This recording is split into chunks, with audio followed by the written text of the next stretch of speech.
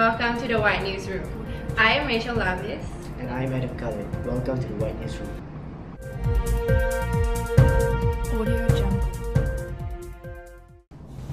Good morning, everyone. A recent murder has happened in Georgetown where a luxury cars worth about Rm1 million and Rm200,000 ringgit in cash was stolen from a businessman, Datuk Sri Lau Yong Chow. Later on, the Datuk was killed and abducted from the scene in Bukit Mertajam. 7 men were arrested in connection with the murder. Sources say the suspect, aged between 22 and 50, were involved in illegal money lending activities. They were picked up from their homes in Sungai Ara and Bukit Mertajam on Thursday by a serious crime squad following a tip-off. Sources said police did not rule out illegal money lending and trial activities as motivates for the murder. On Tuesday, police also rounded 26 people in connection with Law's murder. All were released after a day-long remand. Later on, police managed to find his badly burned body in Lumut on January 16. His younger brother managed to identify the body with his via dental records. Now moving on to weather with Mr. Luat.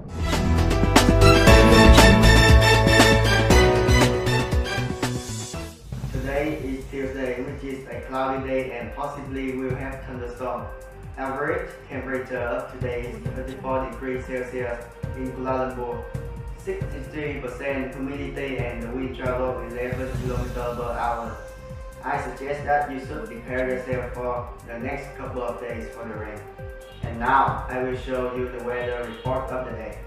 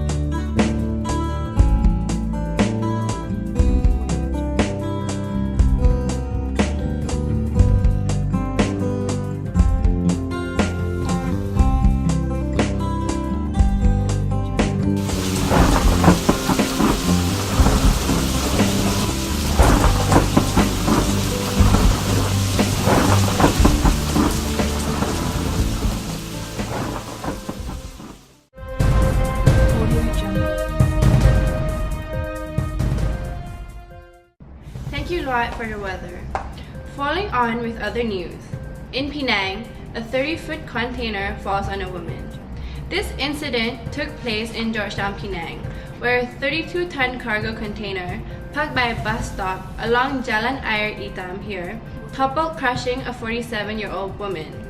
In the 3:20 p.m. incident, the woman was said to have been seated at the bus stop, which then the container, untowed from the lorry, was believed to have been left overnight.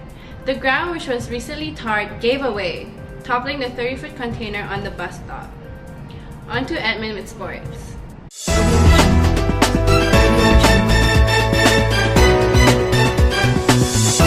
Welcome back to the sports studio. In today's sports news, we have Hurricane rescuing a late point for Tottenham Spurs, and also not to forget the young and talented golfer Lydia Ko became the first ever youngest Australian Open winner on Sunday.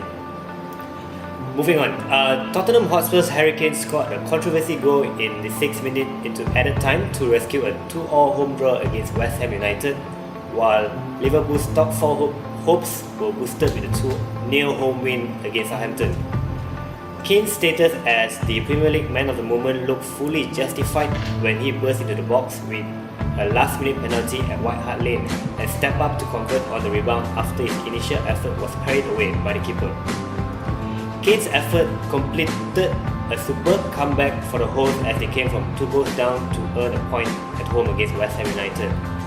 Meanwhile, Liverpool are now a point clear of Tottenham on 45, one behind Southampton after securing a brilliant 2-0 home win against Southampton. The match was dripping with controversy, however, as the hosts had 3 penalty appeals turned down in the driving South Coast rain, while Liverpool keeper Mignolet handed outside the area and escaped a red card. The 3 points was Liverpool into the 6th above Tottenham, and we'll wrap up with Raheem Sterling who converted a close range effort with 17 minutes remaining. Moving on, our world number 1 golfer Lydia Ko became the youngest Australian Open winner on Sunday after prevailing in the final round duel with South Korean Amy Yang to add another title of her ever-growing list of achievement. The 17-year-old from New Zealand shot the final round of 2 under 31 for a 2-shot victory over Yang at Royal Melbourne. "I've always played well in Australia and it's so nice coming back here," said Koo, who claimed the title at 9 under ahead of Yang, who cut at 32 on Sunday. Ko dropped a shot on the 8th and Yang was hoping to eager the 10th when Lightning forced a 90 minutes expansion of play and the Kiwi returned to regain the lead after the break. Ko also claimed that the break allowed her to get herself together and she played so much better after that. That's all for today. Thank you for watching the Sports News Studio.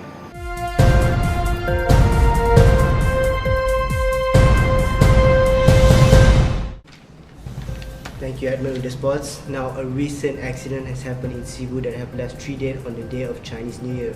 3 people were killed while 3 others sustained injuries in an accident involving a car and a 4-wheel drive vehicle in Sungai Buloh.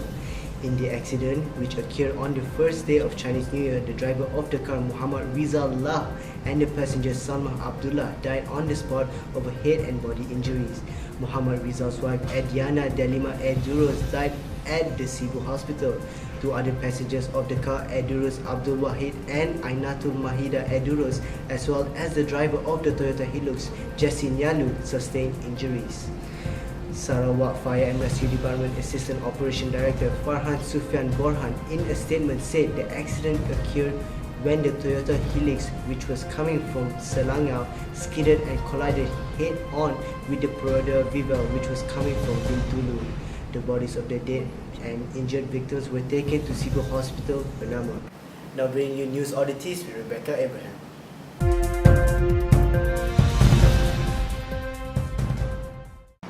Thanks, Adam. And now for our weekly special, news oddities from all over the world. As they say, one man's meat is another man's poison. A certain forever loner, Keisuke Jinushi, celebrated Valentine's Day with his someone special, himself.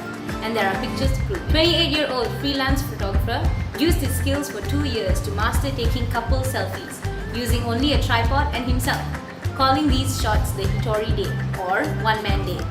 He says, photos while traveling alone may make one feel lonely and sad when you look at them. Being a writer, he blogged about his feelings of wanting a girlfriend and garnered support from his readers. Apparently everyone's feeling a little lonely.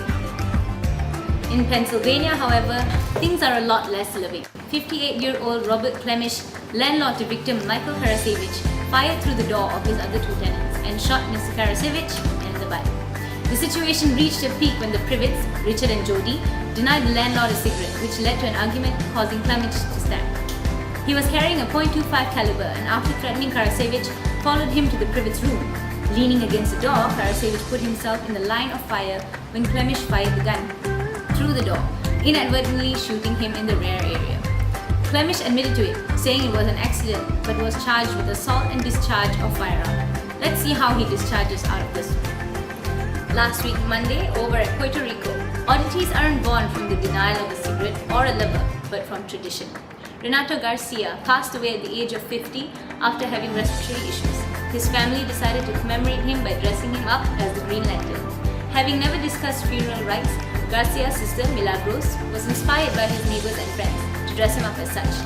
A few weeks before his death, Garcia had found the costume in a clothes donation bag and wore it daily, taking an obvious liking to the guys.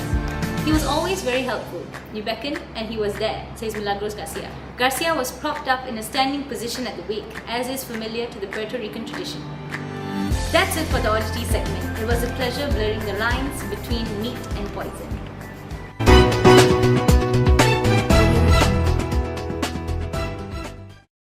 From all of us here at White Newsroom, thank you for tuning in. I am Rachel Labis. And I'm Adam Khalid. We bring you news as it is.